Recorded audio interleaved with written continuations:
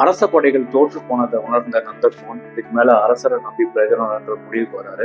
அப்பதான் அவருக்கு ஒரு யோசனை தோணுது. அது என்ன அப்படின்னா, தன்னுடைய ஒரே மகளான அழகிய குணம் கொண்ட தன்னுடைய மகள் கோவிந்தை அப்படிங்கிற தன்னுடைய மகளை எந்த ஒரு வீரன் இந்த வேடர்களை வென்று ஆணிரைகளை மீட்டு வரணும் அவனுக்கு கல்யாணம் முடிச்சு வைக்கிறதா ஊர் முழுக்க நாடு முழுக்க பறை அறிவிக்கிறார்.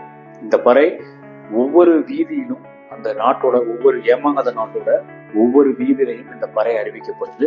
இதை பல வீரர்கள் கேட்கிறாங்க.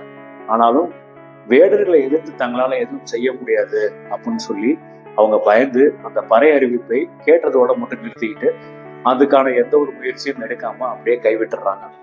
இந்த பறை அறிவிப்பு ஏமாங்காத நாட்டோட தலைநகராகிய ராசமாபுரத்தோட வீதிகளிலும் இந்த பறை அறிவிப்பு செஞ்சுட்டே போறாங்க. அப்போ இந்த பறை அறிவிக்கிறவர் நம்மளுடைய கந்துக்கடனோட வீட்டு வழியா இந்த பறை அறிவிப்பை அறிவிச்சுக்கிட்டே அவர் போறாரு. கந்துக்கடனுக்கு ஒத்தாசையா இருக்கிற சீவகன் காதலையும் இந்த பறை அறிவிப்பு விழுது.